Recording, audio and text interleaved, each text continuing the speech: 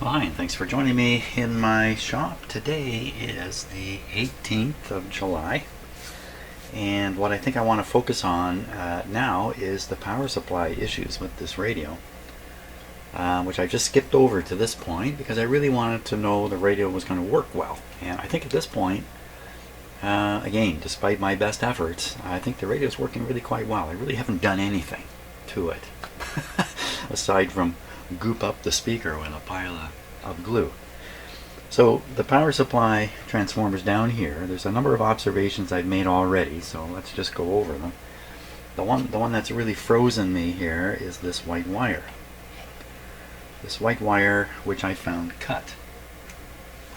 You can see there's a black wire and a red wire and then this white wire just floating here. There's a blue wire here too. Is it cut?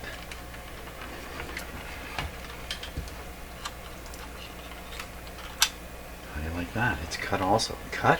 Look at that. And there's the conductor showing on this one. This was shoved back up in here. These two wires being cut and knowing that others have investigated this radio just sends me the message that this transformer is defective, or someone reached that conclusion and decided to hobble that part of the radio, I think. So we have two wires. So these four wires, the red, the black, I'm going to put the close-up camera on it here. I got it right here. Let's make use of it. By the way, I keep calling this a close-up camera. It's nothing but a camera that works close. It's not really a close-up camera as such. Okay. So we see the red and the black. These two solder points look reworked to me, as if somebody soldered these in. And then we have this white and blue one just left out here. You can see the blue one back here. You can see these are all insulated to the same degree. They all look like the same size. You know, this black one actually looks slightly lighter. Probably just my imagination. But up here are two more wires. They have much heavier insulation on them, the green and the yellow one. I'm guessing these are the primary incoming wires. That's my guess. If I come around the other side of the transformer, so there's a black and a white there. Black and a white. And the white is cut, and the black is connected. And the red is coming out of this side of it. The white and the black look like they travel underneath and come out down, whoops, down here. What's the significance of that? I don't really know. So does this transformer appear to have been overheated?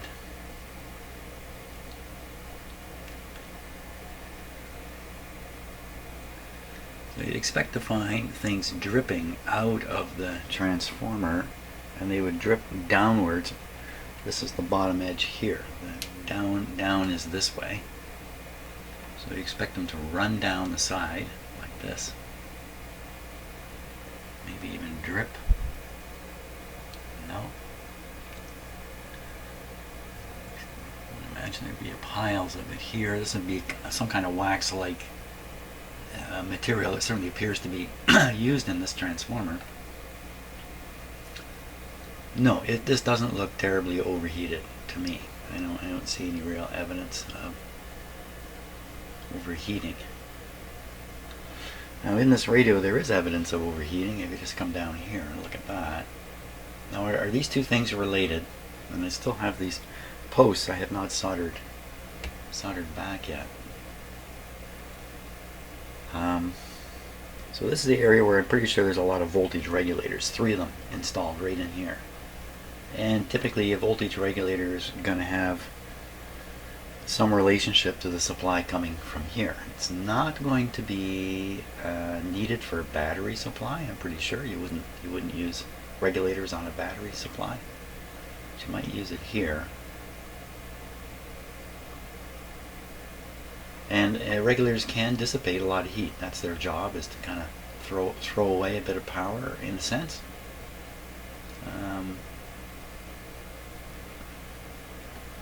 It's not right there.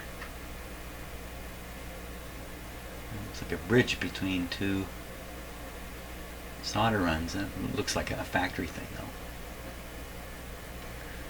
So I think if I'm going to power this up somehow through this transformer with its wires missing, then I would watch for this stuff overheating again. Keep an eye on it for sure and see if there's heat building up here right away. If the transformer is replaced, it would pretty much have to be exactly the right transformer. I mean, what are the chances of fitting one in like this? So I just doubt very much that this is anything other than the original transformer. Besides, if somebody went through all the trouble of replacing this, wouldn't it work now?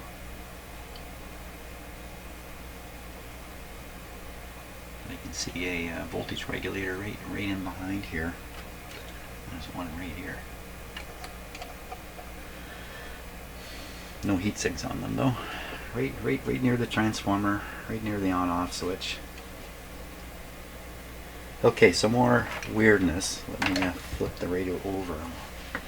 Get all these observations out there, and then try to see what it adds up, what it all amounts to, I guess is the right way to put it.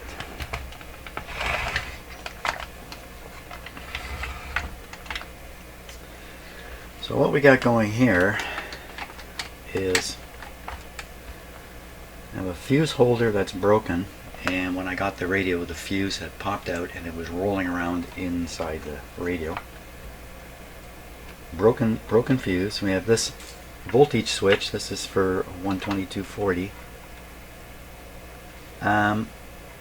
Even these wires are a little questionable as to whether those are original, but I think they are. I think that's original. You would normally expect to find two separate wires, not something like that. Oops. Got my phone a little close here. I have to remember not to bring my phone in here because the phone interferes with the video, of course. So this, pretty clear that there was a wire soldered there, it's gone. There was a wire soldered here, it's gone. The thing about this switch is, it's not something, well, normally you would never change this switch except once. So you would set it to North America or Europe, depending upon where you are, and then it would never be touched again. That being the case, do you really need a switch? You don't really need a switch. You just need this thing wired up for North American voltages. So someone could have done that. Someone could have done something here. So I see these two are shorted. Goodness knows what's going on under this switch cover here. These two are shorted. These ones are missing. These two. So I'd have to guess what you've got here is a transformer with two different outputs, one half of the other. So if you plug it into 120, you use the higher output, and if you plug it into 240, you're using the lower output. Now you could cut the lower output wires using the lower output, which would be a normal voltage because you're using a higher input at 240. Just to make it clear what I'm trying to say. You can see these two wires, they go right up here, they hook up to that black and white wire. As if the output. So what you want to switch is the primary side. You could have two different input. You could have two different primaries, and you could be selecting which primaries you're using. Or you could have one primary and be selecting the secondaries. Which is it, Jim? We'll have to look at the schematic. We'll sort them after we get all this stuff kind of going. We'll look at the schematic and see if it'll settle a few of these issues. So another mysterious thing that's kind of involved in this area is this soldered in fuse here. Surely to goodness this isn't an original thing.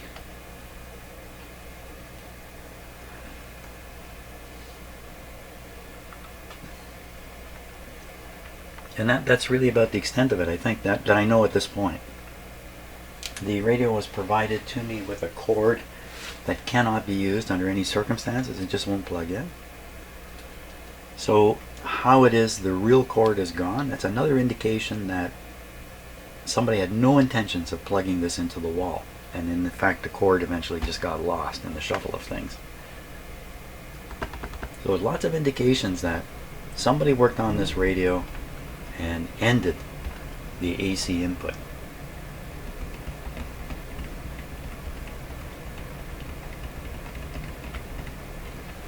So this is my DC input. I'm going to take it off just so we don't have it here. So I think the next step would be, let's look at the schematic and see if we can't sort out a little bit about the power supply, maybe answer some questions around what this switch does exactly. Find out how they did it here. So let's get the schematic up here. Okay, so I've zoomed right in on the transformer here on this rather large schematic. This is the transformer right here. As you can see, this is the rectifier on the far side of it. I have to keep reminding myself this isn't 300 volts here. This is probably 10 or 15 or something. I'm just too used to looking at tube stuff. So this is the primary side. I believe this represents the plug at the back that or the jack you would plug your cord into. 220, 240, or 110, 127. So either one plugs in here. That looks like a fuse, I'm going to guess. And the power, in my case, 120 volts comes here,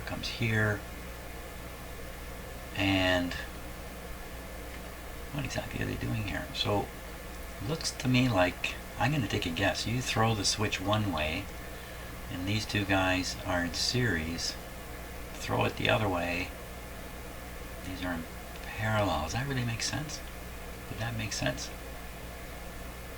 So the way the switch is thrown right now, it says 220, 240, so it's showing in the 220, 240 volt position. And how would that look? So we have power coming along here, going through the winding, coming down here, coming up here, coming up here. It's putting the windings in series.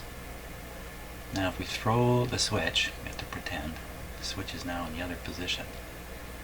So we have power coming along here. It can go here or it can go here. Yeah, you know what? I'm right. I think I'm right. So in the 120, 240 volt, you put these in parallel. Essentially, you have the same amount of wire working with the same amount of power. It's kind of a corny way of putting it, but I think that's what they're trying to achieve. Okay, so you could freeze the switch in the 120, 240 volt position,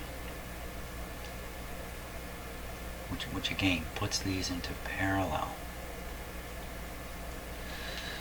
That's kind of interesting. So here we have probably color codes on the wires. That's probably black, that might be red, this would be soie, and this would be rose. So that's probably the four colors. Coming out of here, did they name the colors? Because this is the yellow and something else. They don't put colors on it. Note number one. What is note number one? What are the chances that we can find? It's all over the place. Note number one. We'll take a quick look for note number one, but I'm not going to go searching this because it could be who knows where. It could be almost anywhere. Note. Yeah, it's, I don't know. Who knows where it is. 601.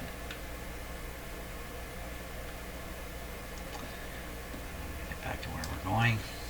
Where we came from, rather.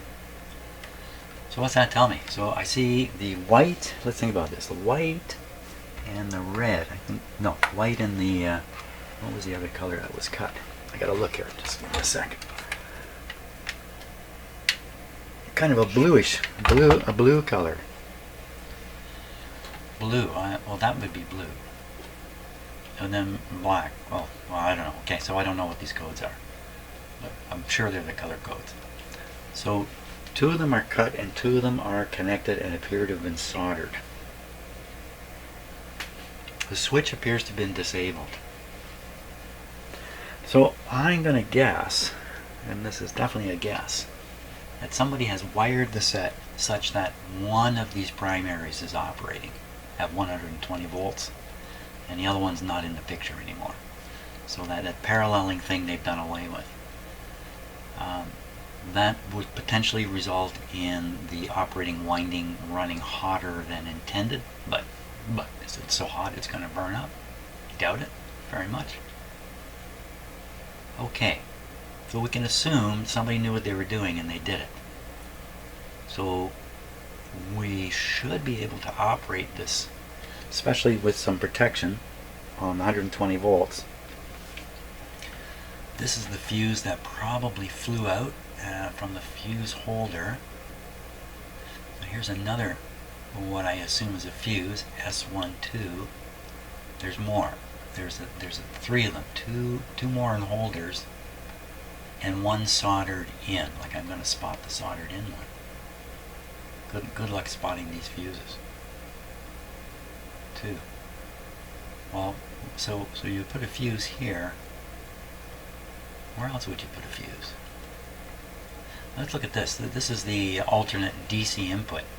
10 to 16 volts is screaming car battery at me.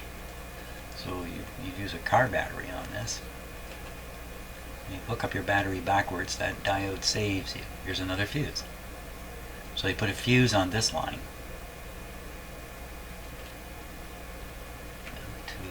Out to this nets or battery.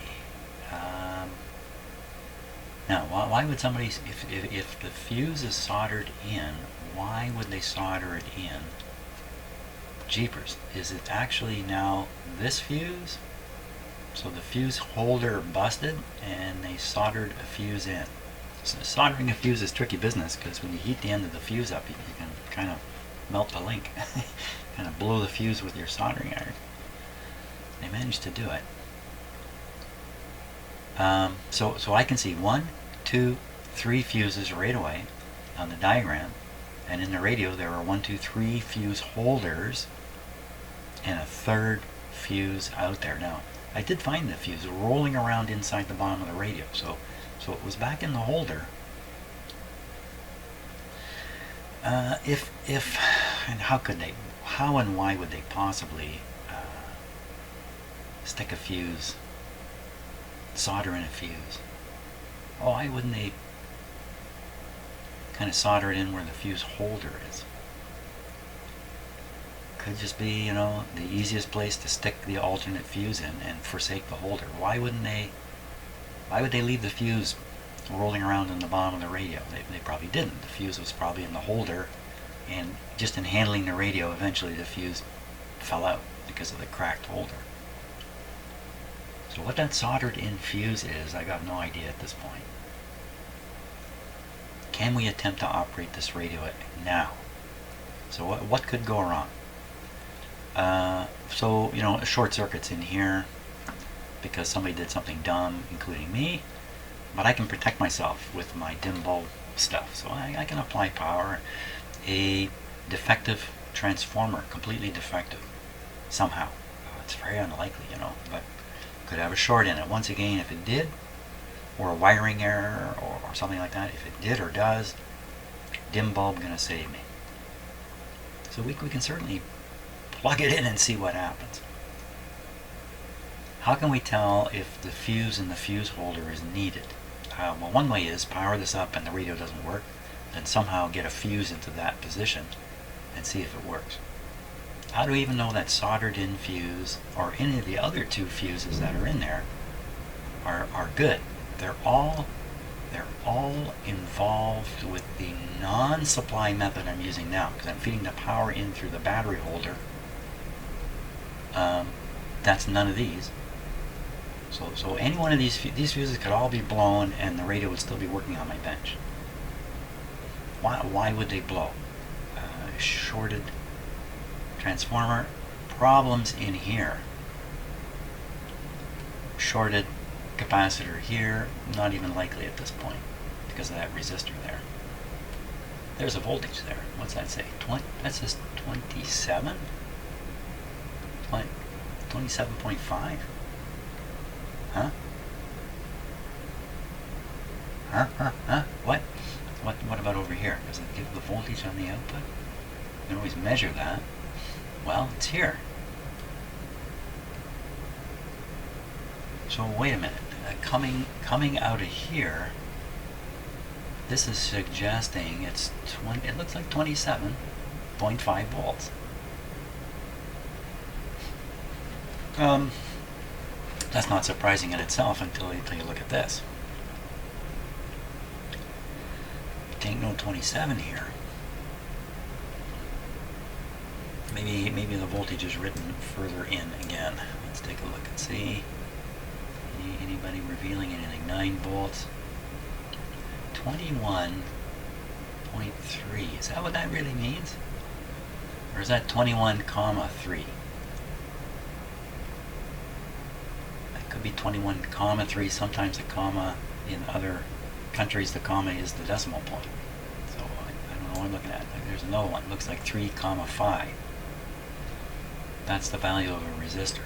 So there's no way it's 3 or 5. It's got to be 3.5. M probably means 1,000 in this radio, but I'm not sure. It probably means 1,000, not a million. Here's another voltage up here. Come on.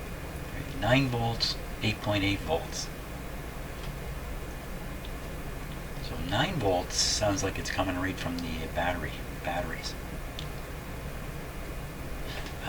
Here's something I read about this very early on that, and I don't know if I got this right, A&L, automatic noise limiter, and the power for the radio passes through this switch. So if the switch here is dirty, the power cannot make it into the radio. I think that's what I read at some point. You really need to make sure this is on this radio. The automatic noise limiting switch can really kill things because of the pass-through situation here, I think. Okay, don't quote me on any of these things. Fuse spring. Pointing here. Huh? Okay, in German, Sicherungsfeder. Fuse spring. Does that say fusible? So this is different languages. So I don't read them all. Automatic switching stage. Okay, I'm clued out as to what all that is. Here's the on-off switch. I mean, come on. A European or German-built radio, even the on-off switch looks like that. Holy smokes! You know, yeah. Let me keep working on tube equipment, please. But what are we finding out here? We're finding out fuse spring. Shows a box. Fuse spring.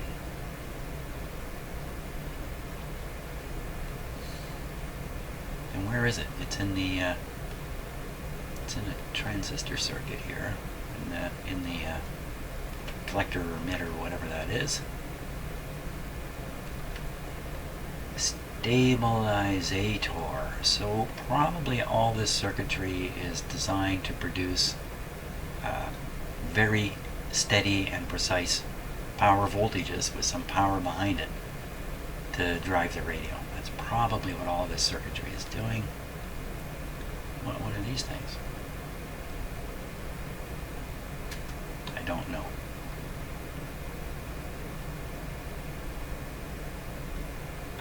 Well, is it clear what to do next? I think it's getting clearer. Somewhere, if I could get on and look for the voltages around here, that would be helpful. Oh, there's a statement right there. And what's that one say?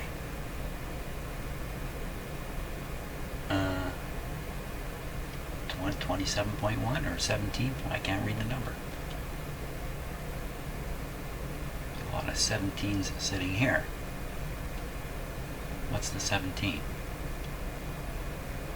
There's no, it doesn't say 17V for volts. That's what they do normally, isn't it? Or is it? Yeah. Yeah, they put a V in there to indicate volts, of course.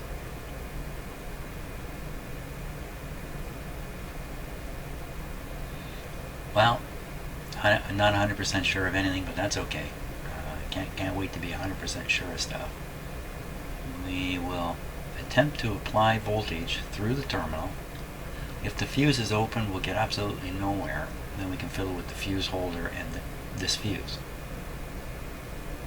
See if we can get this to power up and see what kind of output comes out of it. Then we can think about maybe rewiring this so the windings are in parallel the way they're supposed to be. I think they're supposed to be. And in the process of doing those things, if there's something seriously wrong with this transformer, we're going to know about it pretty quick. Okay, back to the radio. We're going to know about it pretty quick. So I've got to find a proper cord to go in here. Inside these guys, there usually is a switch. Yep, there is. There's a tab on the side here, and you plunge this in, it's going to operate this little switch. I think there's more wrong in there. I think there's more wrong. Let's look at the close-up camera. There's more to see. More to see here. So this is the fuse holder. There is the spring. So what's the big deal about the spring that you had to name it on? Just finding something to plunge in there. So this is not a normal spring. There's something in it.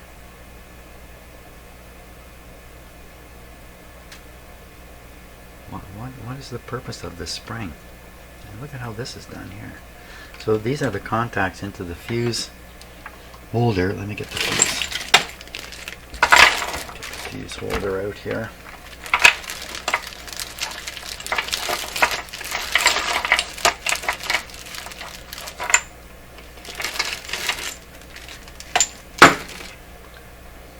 Is it really, really broken? Yes, it's absolutely, no question. It's broken off now. I'm supposed to pop a fuse in here and then stick it in.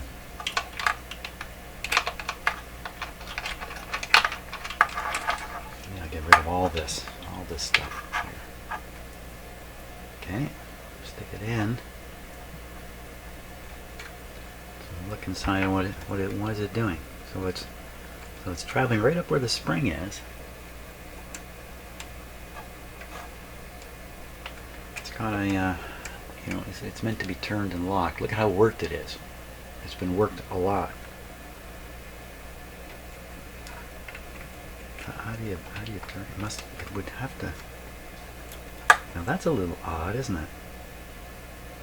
Oh my gosh. This is the switch. This is like a switch. So you switch it this way, and the contacts come over here, or you switch it that way.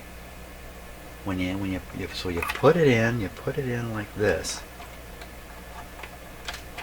You know, I could read the instructions. It would be easier, I guess. But I like figuring these things out. Then you would press it against the spring, okay, and then turn it.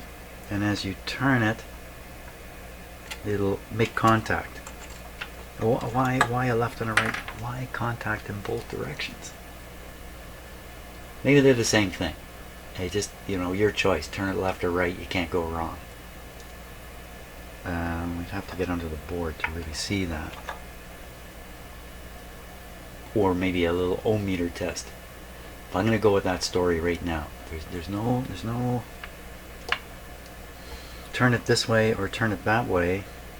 Maybe I better look at the back of the cabinet for a second here. Let's see what it says.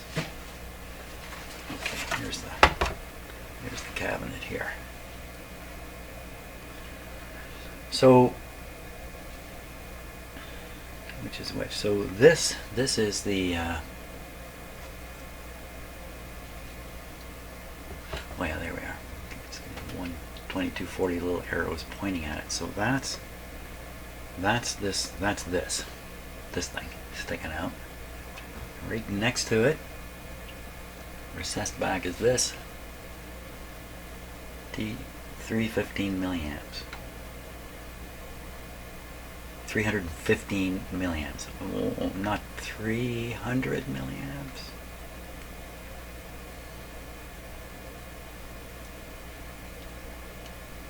And I didn't mention it, but I guess, yeah, that right next to it is 120 volt. Yes, I did. And maybe you can see the switch inside there a little bit. No.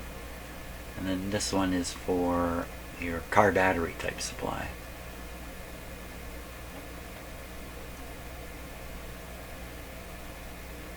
So why can't I just put a fuse in the fuse holder, shove it in there, and see if it'll stay in at least long enough to operate the radio? Or should I try operating with the fuse out? Sounds kind of dumb. Wouldn't that be a good way to do this? First, don't connect the rest of the radio. Keep the fuse out. And avoid powering this up with who knows what. We can mess around as long as this fuse is out. These ones are related to these. Not this, to this. And what was the other one? And what is this?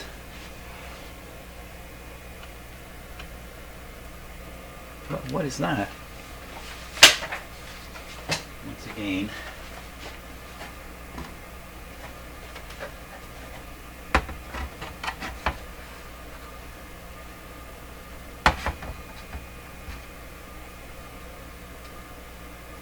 so what I'm trying, this is a circle here. Circle, oblong thing, square thing, nut thing, circle thing, circle.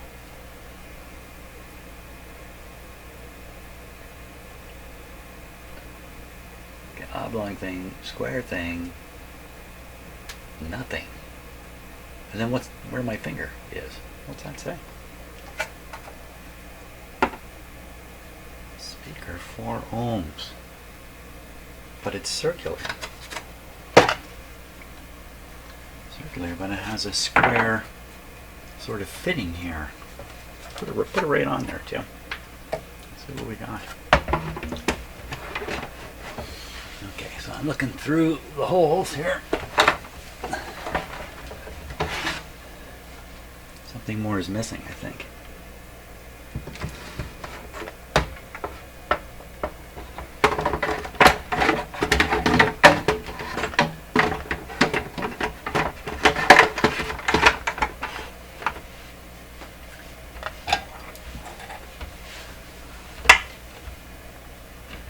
Something funny going on here. So these are all what I thought they were. This mysterious thing is here behind this panel, and then there's a round hole, and it's for a speaker.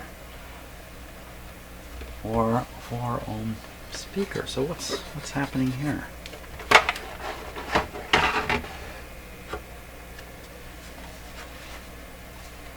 What is happening? Here we go.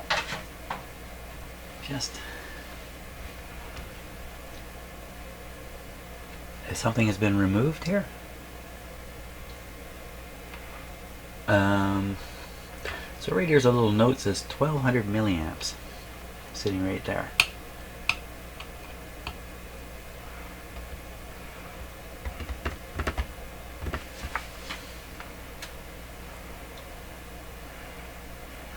Something more up inside there it's worth looking at.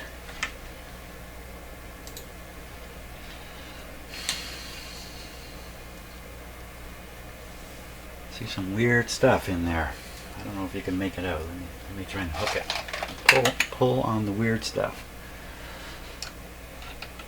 This thing right here.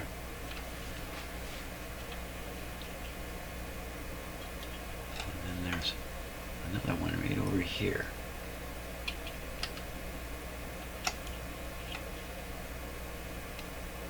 I don't know what those are. Then there's an adjustment right there. It's kind of odd to have an adjustment there.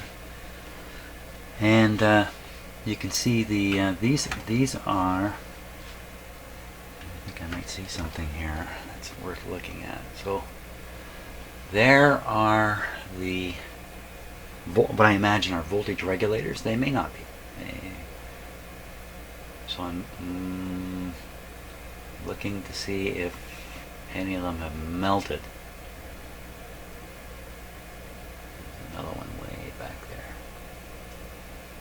Because I'm pretty sure these are causing the heat effect that we can see.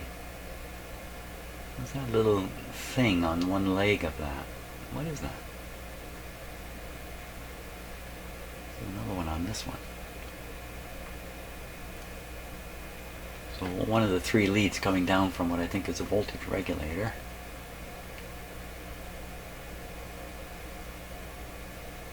Has something on it. I don't know what. So these don't look obviously bad or burned up or melted or exploded. These guys can go off with a bit of a bang when they fail, because they're hooked up to a pretty strong power source. But everything seems okay. Okay, back to the mystery black steel. They look like clips to me, but there's some writing right down there. S16.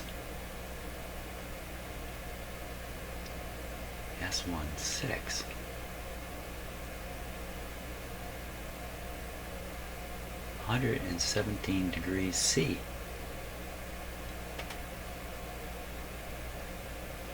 What the heck are they talking about? Is that the remnants of another fuse holder?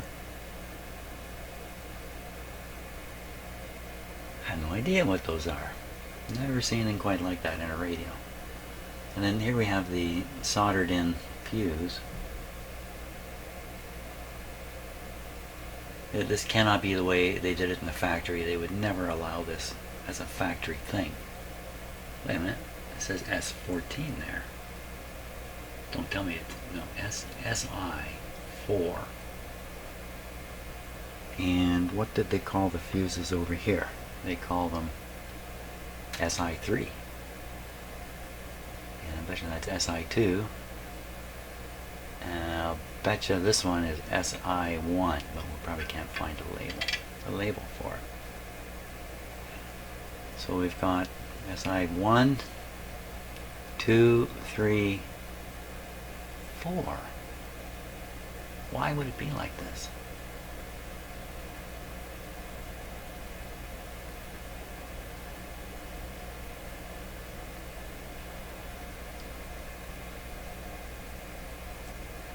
Let's say that says T 200 milliamps. Doesn't say 1200. I think it says T 200 milliamp fuse. That's a small fuse. Okay, so let's see if we can find S4 on the schematic. It's bound to be right close to all this stuff. Diode there, 910. And then we can figure out what this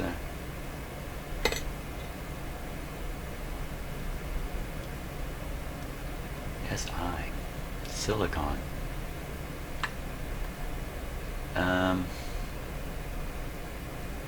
So you know what's possible here. What's remotely possible is that there's something shoved up between the heat sinks, and it's actually utilizing the heat sinks in there. It's really a mystery. Okay. I get a kick out of looking at this stuff and wondering. You know, it's no different when I'm out driving around. My wife and I went out for a drive yesterday. I like to pick an area near where I live, and then we drive around the country, up and down concession roads, and she enjoys seeing all the farms and houses and cows and stuff. And I'm looking at the geography and thinking about what I've seen on maps and thinking about glaciers and all this kind of stuff. So it's kind of the same thing. I'm driving around looking at stuff, trying to imagine what it all means. I guess that's a basic problem with me. Okay, so we're going to look at the schematic and see if we can find this. What is supposedly fuse 4 and then fuse 6 up in there. Okay, back on we go. Starting here again. So we see SI1, SI3, SI2. Okay, you know what the symbol looks like. It looks like the same symbol they have for it's a rectangle with two little ends showing. It looks like the fuse. It looks pictorially like the fuse. Now here, just anything that's within sight right now. No.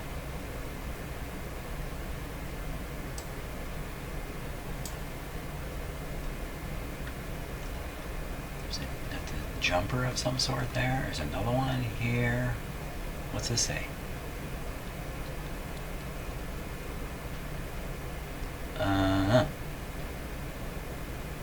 Okay.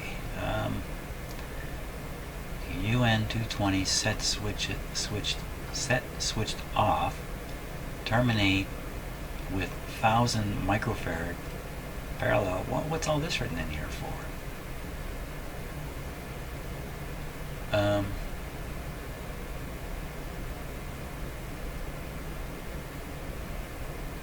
UL stabilizer. Got me. That's exactly what's going on here. But it would take me years to sort out everything in this radio, and it would never happen.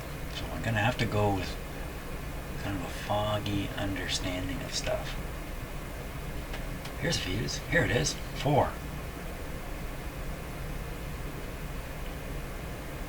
Okay, what's this? This is probably what I would call B minus, or it might just be called the negative bus, but maybe positive. So up here, this is just we'll call it, I don't know what to call it. We'll call it the return bus. I don't know. We'll call it a return bus here. So that being the case, this has got a fair bit of power going through it, because it's everything above it must be going through it, or from it, through it anyway. T 200 milliamps. T is probably the fuse type T, which I think is just here's another one. Here's another one.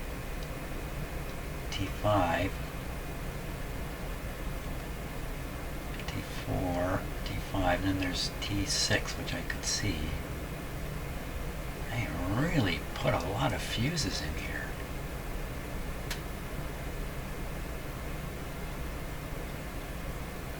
It's got to be the case that if something bad happens up here and it's not fused out immediately, a lot of bad things are going to happen in the rest of the radio. And that would be bad engineering. So here's 5, 6, 4, 5. I'm discovering the same stuff again. I don't see a 6. Let's go a little further. Well, we know it's in here somewhere. So tons of fuses. Now, with the fuse, let's go back and look at with the fuse. Okay, so with fuse 1 out, we get nowhere. We get nothing to the primary because it's open, right, with this fuse missing. So I should be able to put power here and just nothing happen. Nothing. We pop a fuse in there one way or another, and we should start getting an output here. I could pop out this fuse. Fuse 2. If I pop it out while we're working, there's no chance of energizing the rest of the radio. It's going to take the load off the secondary here, but this is it's not going to make much difference in terms of the output voltage from here. Should be something, whatever that says. I pop this fuse out, fuse number 2, try to get a fuse in 1 eventually. Okay, fuse 2, pop out. Fuse number 2. Number 2 is the back one here. You know what? I'm going to look at this with the close-up camera because, again, it just doesn't look quite right. So I'm looking at the white wire that's soldered behind there. White yellowish thing. A huge tail sticking out and soldered. Why? Like, that's not nice, neat factory work, leaving big honking tails like that. There's another fuse. That black circular thing.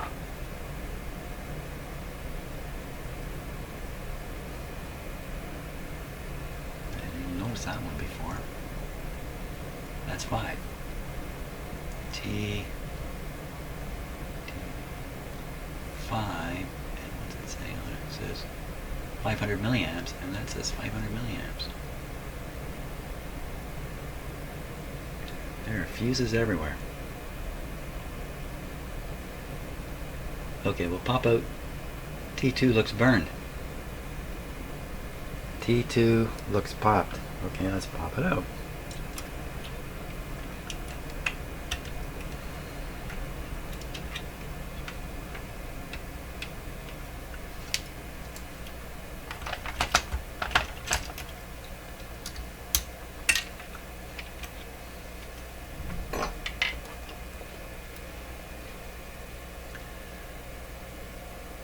No, it looks good. It's got some dirt on it, that's what I was seeing. Looks good, but you can't be sure by looking at these things, because sometimes the element, instead of bursting open, it just releases from its soldered inside the CAN terminals there. My guess is it's fine, but let's check it.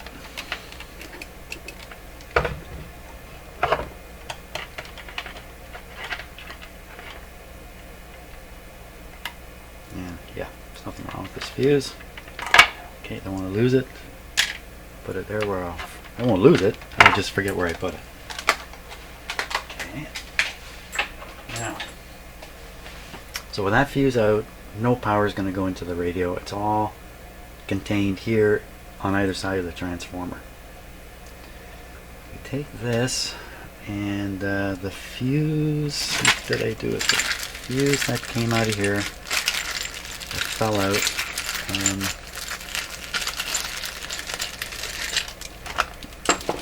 I don't know. It's supposed to be a 300. This is a 200. I don't know what I did with it.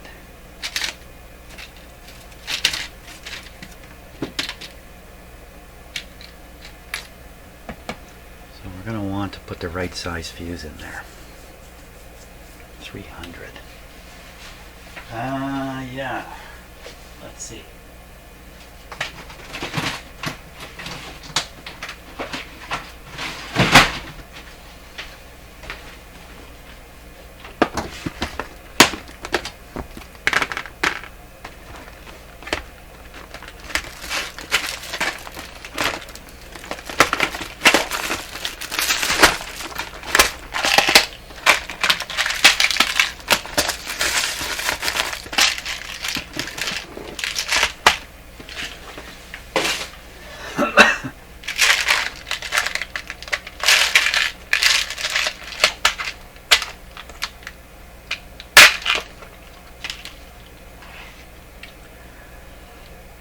$200, $500, 10 amps and beyond. So the best I've got here is really either a 200. For what I'm doing, the 200 will be fine actually, because I'm not running the whole radio. There's no load. So really any old fuse is going to do it. Is that really the right size? So that's the idea, is you put this in here.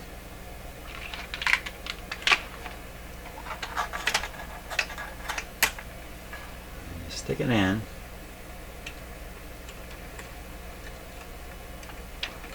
then you need to rotate it.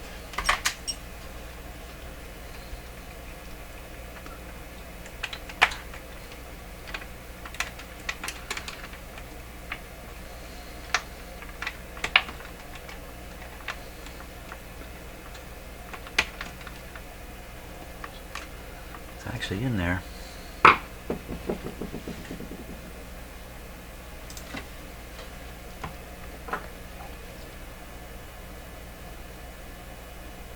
Well, assuming that you can rotate it either way.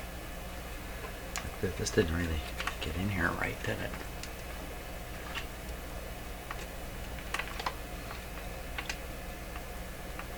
But in any case, the fuse is in contact now. So, oh, this hasn't really gone in properly. Don't worry about it. So my plan is to plug in power here. And wasn't I looking at this? Well, that's the switch. That's the switch that's activated. I think shove something in here appropriate.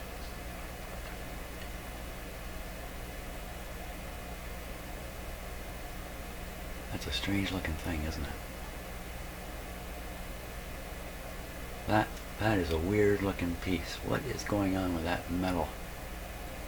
It looks like a spring. It looks to me like it's a spring. Must be the spring that pushes on the switch. Let's move the switch and see what happens here. I need a good screwdriver for that.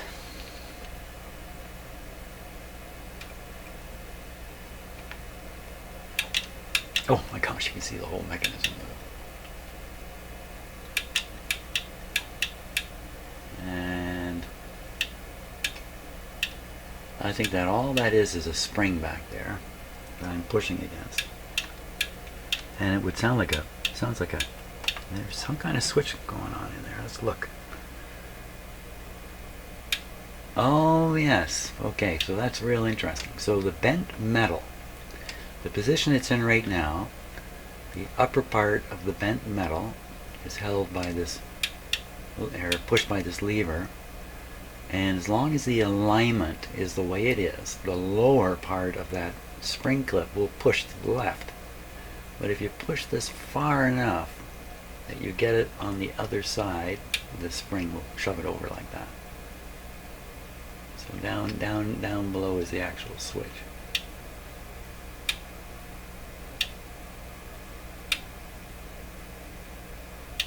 There's another one right there. So that's going to be off of here, and it's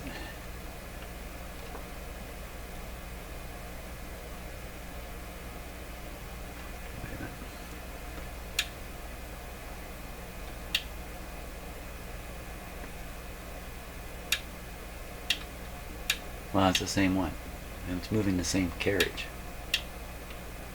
What's that other one? Under the white thing here. What else is there?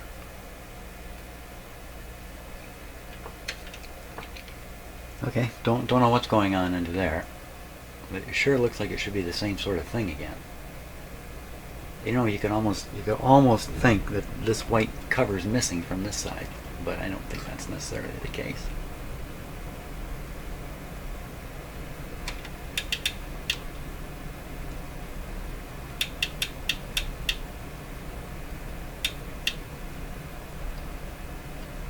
I can't think of anything else to push here.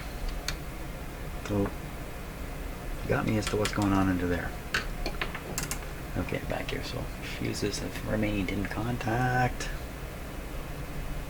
Oh yeah, I have to get the cord. I have to get a cord. I have to concentrate, Jeff. Concentrate. Let me find a cord. Okay, I think I've got the right kind of cord. Round and round with a slot. Yeah, perfect. Okay, man, let's clear the deck here. Clear the deck. I'm going to plug this guy in. Find out what happens. Now, as I mentioned, I have a safe way of doing this. I have a power or limiting scheme here involving light bulbs, old incandescent light bulbs. There they are. So if this light bulb is loose, it's not actually in, so all the power is forced through this bulb. In this case, I think I want to put an even smaller bulb in. This is a 25 watt bulb. I think this is a 40. Ooh, it's 100. Huh. the things you learn. That's a 60. All this time I've been using a 100 watt bulb. So that's staying loose. I'm going to put in this one. This will give us more restriction. I don't have a 40 here. How do you like that? Got 100 and 260s. I thought one of these was a 40. Oh my gosh. Okay, now plug it into the supply.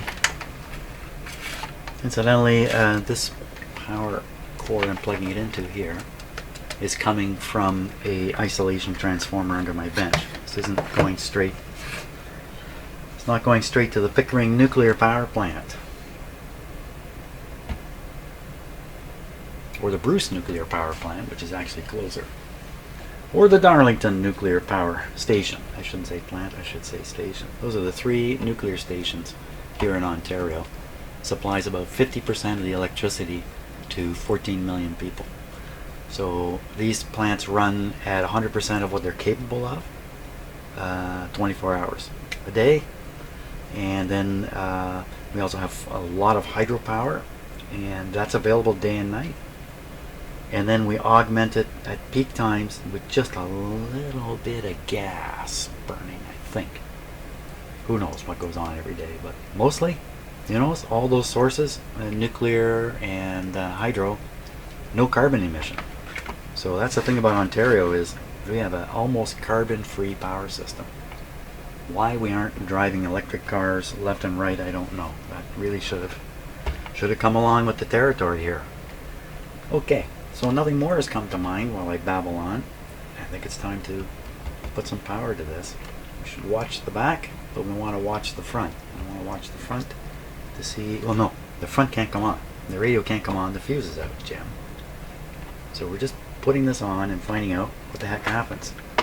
Now this guy here he monitors the power, and he can actually tell you how many watts of power are being delivered. These are great little gizmos. The thing is, with no load on this, I mean, it's going to be almost 0 wattage, but we might be able to detect some power being consumed. Are we ready? So, and the on-off switch is long after this stuff. The on-off switch is switching the low voltage. Wasn't that right? I don't remember. Okay, so the on-off switch is off. Make sure you got your eye on the light here. The light will be exciting.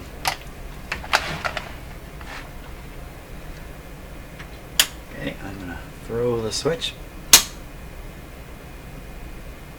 Nothing bad has happened. If something really bad was going on in here, this light would be on full tilt. Are we really getting power? 121 volts worth of combination hydronuclear power pressing on this. Wattage 0, but that doesn't mean the transformer's not humming away in there. And amps, of course, we won't see a thing there. This thing also does frequency 60 kilowatt hours. Oh, that's interesting. I didn't know it even did that. So it must have a clock, and it tracks consumption over time and then reports it as kilowatt hours. Didn't even know it did that. So it would appear to me that the transformer is not energized, but I can't be sure. So how can we tell? So first we kill the power. We can expose those 2 red leads that are down here. Can I actually get at them with the, you know, the red and the black wire out of the transformer? Is it red and black? That's these 2 right here. Really? Is that really the case? Sure looks like it. So I'm going to hook up a meter here. We'll repeat this test.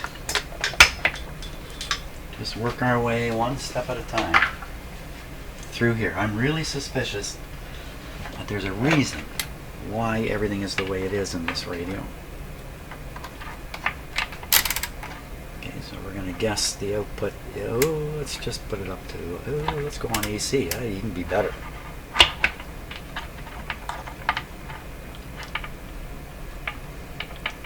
I think what I'm seeing at this point is the output of the transformer.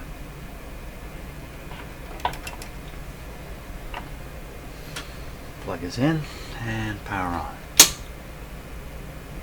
That certainly didn't do anything, did it? Power off. Fuse may not have made contact, even though it looks like it. this may not have been correct, what I did, what I thought. So let's put this guy up like this. Go ahead, fall down. I gotta have him hanging over the edge of my bench. Oh boy, it's not gonna work. Someone's knocking at my door. Hey, wasn't Roger supposed to come out? They did. Oh. So it's all done and fixed. What did they do? I'll show you later. He actually left the defective thing. He Okay. immediately knew what it was. That's my wife asking, did the cable guy come this morning? Because we had trouble with our cable. Yes, the cable guy came and he went around to my backyard, and I wish I had it in my hand here. I don't. He went to the terminal box on the back of my house, pulled out the drop wire cable coming from the pole behind my house and where it joins to the cable going into my house. He disconnected all that, looked inside the connector, went, got out his cutters, cut the connectors off, put new connectors on, put it back together, handed me the bad connector, and said, look inside. And I wish I had it right here, I don't know. I looked inside the regular cable TV connector, and you could see a rust stain right inside between the conductor and the sidewall. He goes, water getting in. I said, is that what you find all the time? I said, yup. So that's why our TV has been poor after rainstorms. The water gets in there and sits between the conductor and the shield and essentially shorts it out. Right. So my wife will be all happy now. We can watch even more television. Can I flip this down on its face? I can leave the on-off switch sticking out. This is not the most comforting way to put this. Okay, that gives us a really good view of this thing now. Yeah, come around here.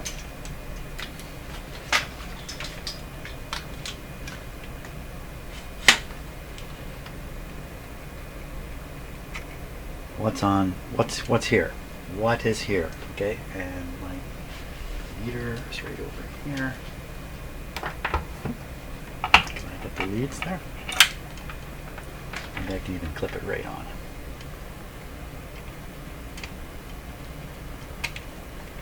Maybe not.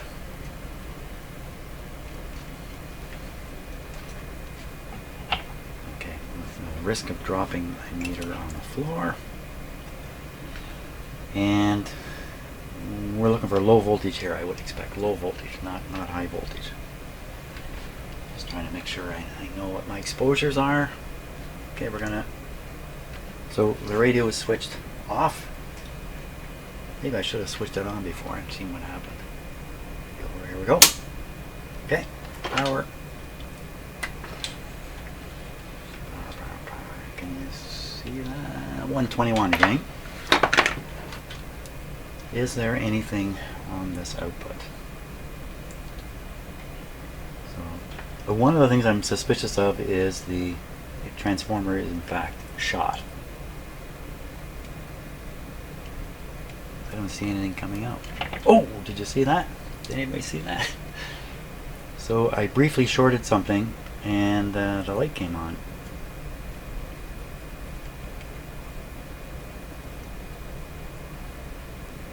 Oh, did it again. What am I shorting? The light comes on, but it's... I expect a little more sparking over here. What was I touching? Well, I wasn't exactly looking.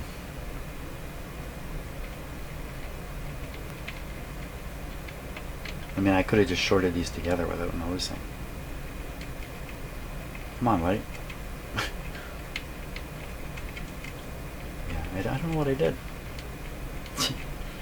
Watch my own video back. Well, that tells me something. What's that tell me? That tells me that if you do the right thing, whatever the right thing was, or the wrong thing was with these two, you get the dim bulb to come on full blast. Probably I shorted these. I'm going to guess. I shorted these and that put a heavy load on the transformer and made a light bulb come on. But why am I not seeing any voltage there?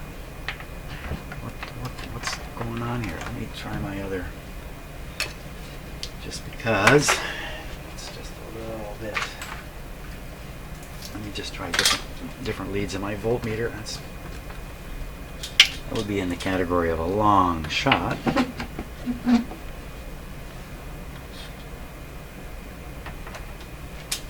200 volts AC is the setting.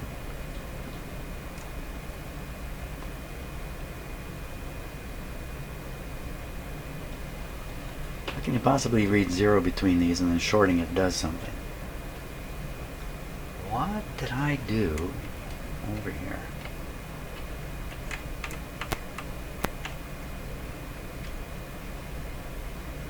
So next to me, there's just a tiny little thin copper wire there. Ugh.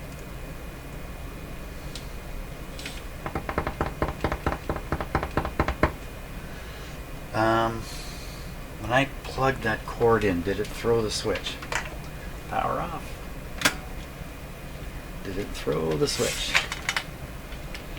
So what I'm going to do here, I'm going to watch what's going on in behind. I didn't really watch for it. Oh yeah, it definitely throws the switch. We can hear it. Yeah, definitely no problem there. Did the fuse fall out?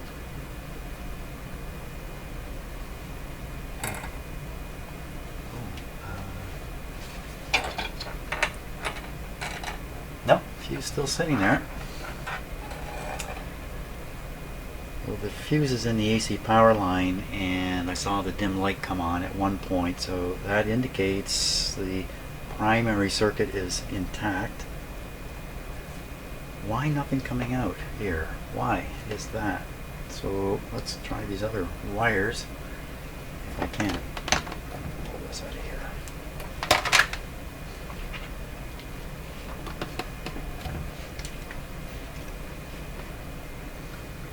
Blue wire. Wow, it's not much. So usually these wires coming out of transformers are the actual transformer winding wire.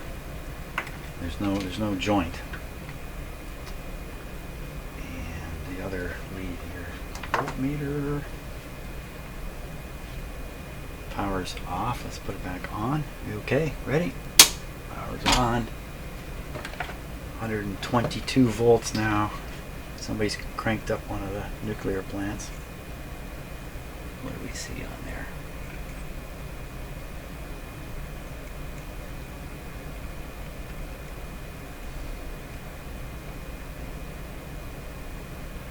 Six. But that's 6 of nothing. So I may not be contacting the actual conductor in there.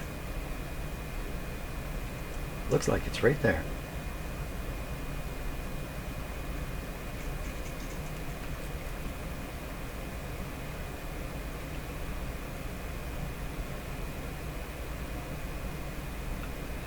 All that's happening is when it's open, it's just picking up interference voltage on my O2 sensitive meter. Nothing there. Well, what about against these terminals?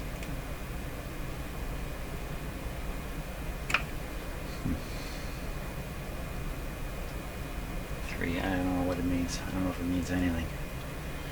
So far the indications are this transformer is not working. That's the indication here. That's why, like, come on, how come? Why? Come on. In a high voltage radio, the transformer's got a couple hundred volts on one of the windings. You know, you could see that failing as it gets old. This isn't that old, and the transformer's secondary is low voltage. Primary appears to be good.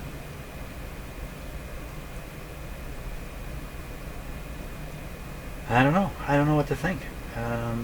Red and white. Maybe these aren't the right.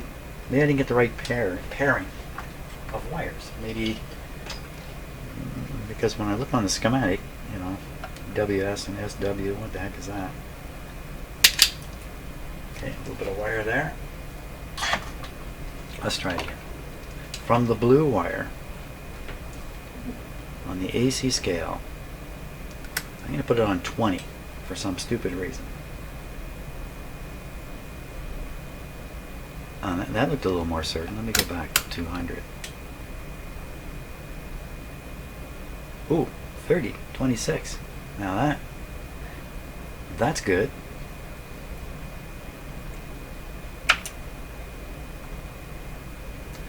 Okay, let me try the red and the black. Don't fall over there. Clip it. Yeah. Nothing. Nothing.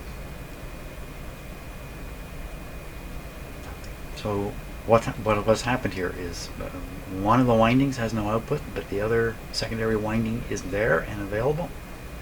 Is it because somebody hooked this up and didn't use the parallel technique to involve the whole transformer, and then the operator of the radio burned out the transformer? It's just that's not a very likely tale. This thing here, this wire is definitely connected here, and then it just goes, I assume, nowhere. Or is this causing a short?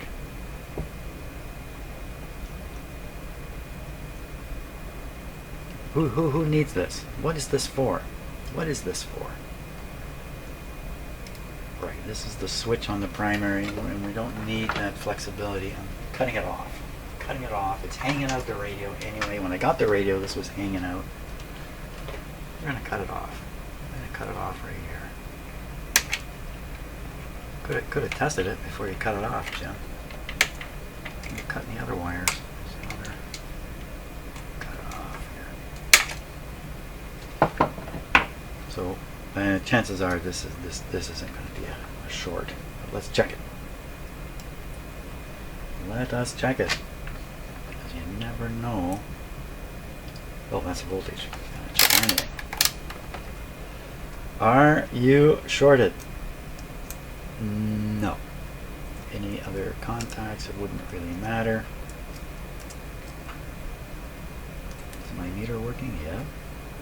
It's definitely, there's no short there. So this is just a hang in there doing nothing but hang in there. There's no reason to have it anymore. The radio's kind of bunged up anyway with these wires not connected.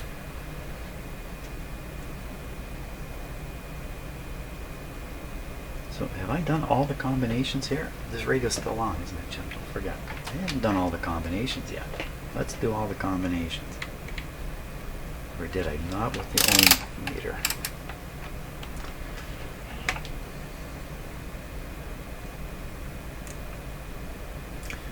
Show me some voltage. That 30 volt thing I'd like to see. 20, maybe that was a 27.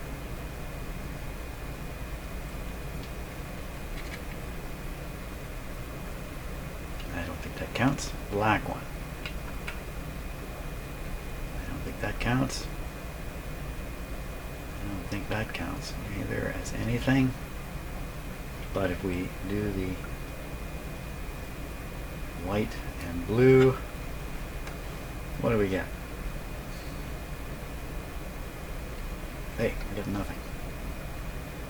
How come we're getting nothing now? I thought I had this working before.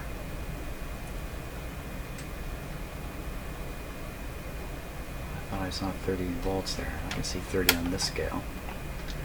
Anyway, switch is on, power is there, plug is in. So I cut that thing off, but the thing appeared to be nothing. The thing appeared to be nothing. Really?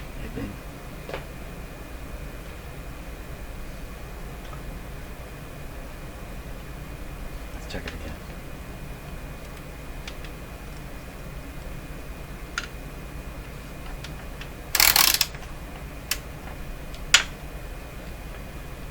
Check the meter. Check the wire. There's nothing going on here. So for a moment I'm thinking, well, this was connecting the red and the black together, and that was making some voltage show up over here. Where did it go? What did I do? Because the switch is off. Switch is off. Switches off the whole time. Okay, switching it on. Okay, watch that dim bulb. In case I'm wrong about everything. No? What about now?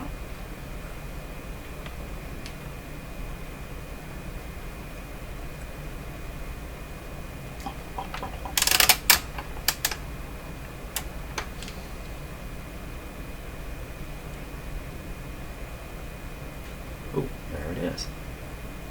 What's wrong about the switch? 32 volts. Okay, switch is on. Oh, watch me get 32 volts here now. No, nothing. Is it nothing because there's a short right up here? And if I lifted one of these wires, kabingo? No, I think I accidentally made a short. The dim light came on. The dim light's not on. There can't be any short here. Besides, we would see power consumption of some amount. It's still 0 over here on my little power box. So the conclusion I'm reaching is there's 2 secondary windings. One of them is open, the red-black one, but the white-blue one is waiting for service.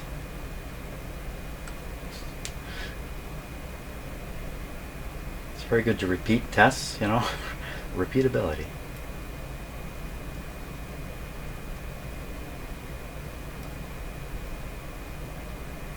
Why is this so wonky? There we are.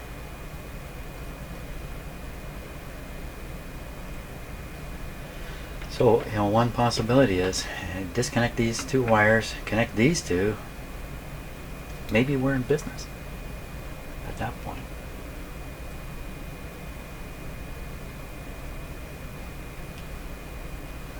You know what? I'm not going to run in and do that right away. This is essentially a working radio, and it can be driven with batteries, or you can take a wall wart, have the appropriate, like a 9-volt wall wart, and just wire it into the battery pack and plug that in the wall and forsake all this, which is really, I think, the smart way to go with this arrangement here, as opposed to trying to restore it entirely, because I suspect there are more problems going on in here, especially with this soldered in fuse. Goodness knows what is going on. Okay, well, I got enough in my head now to go away and spend the day thinking about what to do next, if anything, and make my next move. I think I need to let this percolate for a while. And just trying to be as careful as I can with a radio that is, I think, essentially working 100% at this point, and I don't want to reduce that percentage, especially to 0. So thanks for watching, and I'm heading outside. It's another beautiful day here. I feel so guilty. This has been the best summer ever already, and we're only in the middle of July. Now I probably jinxed it. Okay, we'll see you later. Thanks a lot for watching.